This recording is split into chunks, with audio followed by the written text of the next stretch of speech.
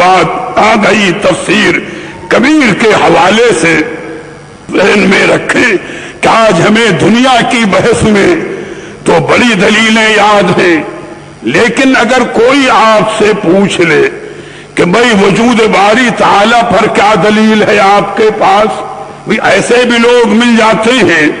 کبھی ایسے لوگ ملیں گے غیر مسلم ہوں، مشرک ہوں، کافر ہوں یا دہریے قسم کے، تو یہ سوال کر سکتے ہیں، بات آ سکتی ہے، ذہن میں رکھیں اور بات کو سمجھیں۔ ایک مرتبہ بغداد شریف میں ایک دہریہ آ گیا۔ دہریہ کہتے ہیں خدا کے منکر کو، جو خدا کا قائل نہیں ہوتا، جو خدا کو نہیں مانتا، خدا کا انکار کرتا ہے۔ تو لازمی چیز ہے، بات مناظرے کی پہنچی۔ سیدنا امام اعظم ابو حنیفہ رحمت اللہ علیہ کا دور پاک تھا، مناظرہ طے ہو گیا اور ایک وسیع میدان میں مناظرے کی جگہ بھی طے ہوئی، اور جب مناظر امام اعظم ابو حنیفہ رحمت اللہ علیہ ہو تو بھئی شہرت بھی ہو گئی کہ ایک دہریے سے امام اعظم کا مناظرہ ہوگا، اور سیدنا امام اعظم ابو حنیفہ کی شان کہ ان کا مقام وہ ہے کہ 100 مرتبہ آپ کو خواب میں باری تعالیٰ کا دیدار میسر آیا۔ معمولی درجہ نہیں ہے ہمارے آپ کے امام کا، ہم حنفی ہیں، ان کے مقلد ہیں، ماننے والے ہیں، ان کی بڑی شان اور بڑی عظمت ہے، اور یہی سرکار امام اعظم ابو حنیفہ رضی اللہ تعالی عنہ جب اللہ کے حبیب کے دربار میں حاضر ہوئے اور سلام عرض کیا تھا کہ السلام علیک یا سید المرسلین،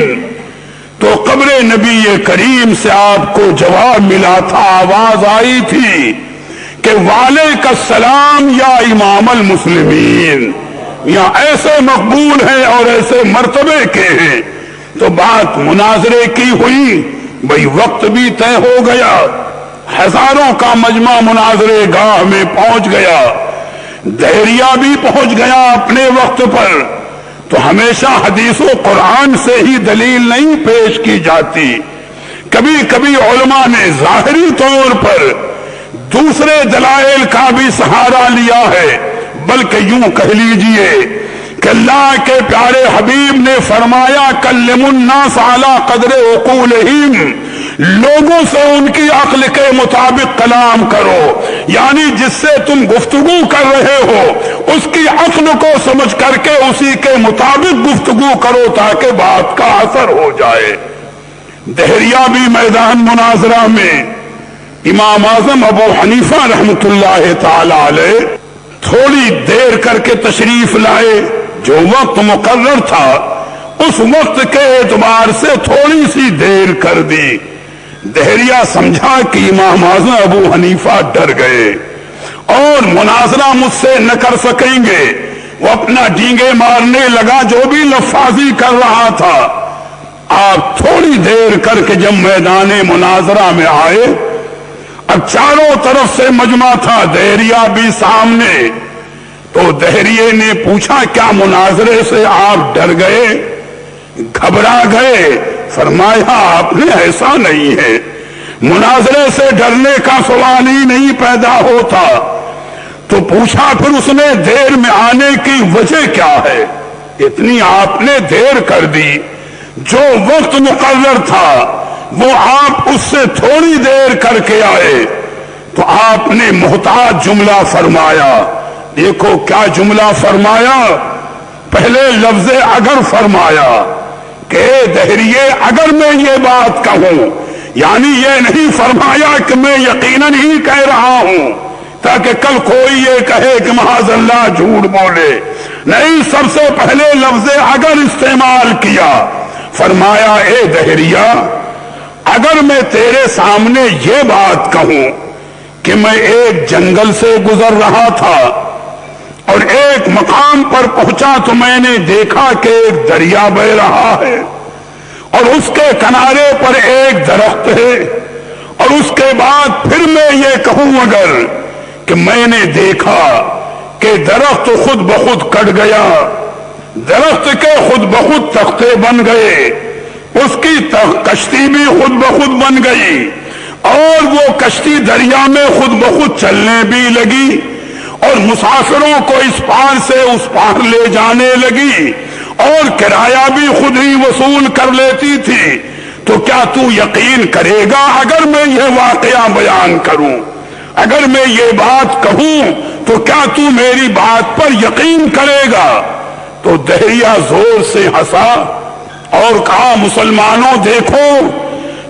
تمہارے یہ امام ہیں، اور مناظرے کے خوف سے ان کا دماغ ابھی سے فیل ہو گیا کہ یہ کیسی بات کر رہے ہیں، ابھی تو مناظرہ شروع ہی نہیں ہوا اور دیکھو یہ کیسی بات کر رہے ہیں۔ امام اعظم ابو حنیفہ مسکرائے، فرمایا اے دہریے، آخر میرے بات پر یہ تو بتا کہ یقین نہ کرنے کی وجہ کیا ہے؟ اگر میں ایسا بیان کروں تو یقین نہ کرنے کی وجہ کیا ہے یہ تو بتا۔ تو اس نے کہا اے امام اعظم، کیا یہ ہو سکتا ہے کہ بغیر کاٹنے والے کے درخت خود بخود کٹے، خود بخود تختے بن جائیں، بغیر بنانے والے کے کشتی بھی خود بخود بن جائے، اور بغیر چلانے والے کے کشتی بھی خود بخود دریا میں چلنے لگے اور کرایہ وصول کرنے لگے؟ یہ سب باتیں تو عقل کے خلاف ہیں، اور آپ بہکی بہکی باتیں کر رہے ہیں، یہ بات عقل میں نہیں آتی۔ کاٹنے والا ضروری ہے، کشتی کا بنانے والا بھی ضروری ہے، اور کشتی کا چلانے والا بھی ضروری ہے۔ تو امام اعظم ابو حنیفہ رحمۃ اللہ علیہ نے گرجدار آواز میں فرمایا دہریے، میں مناظرہ جیت گیا، فرمایا میں مناظرہ جیت گیا۔ اب وہ حیرت سے منہ دیکھ رہا ہے، کبھی تو کوئی بحث نہیں ہوئی اور یہ کہہ رہے ہیں کہ مناظرہ میں جیت گیا۔ امام اعظم ارشاد فرماتے ہیں سن، جب تو ایک معمولی کشتی کے لیے ماننے کو تیار نہیں ہے کہ بغیر کسی بنانے والے کے کشتی بن نہیں سکتی اور بغیر چلانے والے کے کشتی چل نہیں سکتی، تو بلا تمثیل یہ اتنا بڑا عالم تجھے ماننا پڑے گا کہ بغیر پیدا کرنے والے کے پیدا نہیں ہوا، اور پیدا کرنے والا وہی پروردگار عالم ہے، اور جب عالم کا نظام چل رہا ہے تو چلانے والا بھی وہی پروردگار عالم ہے، وہ حی و قیوم ہے، وہ موجود ہے اور زندہ ہے اور ہمیشہ موجود رہے گا۔ یہاں دیکھو کتنی پاکیزہ دلیل دی ہے، آسان لفظوں میں اور کتنے پیارے انداز میں خدا کے وجود کو سمجھایا ہے عوام کے سامنے۔ نہ تو وہاں پر کوئی اور دلیل دی، نہ کوئی اور معاملہ پیش کیا۔ کم از کم ذہن میں یہ بات رکھنا، کبھی کسی موقع پر کام ہی آ جائے۔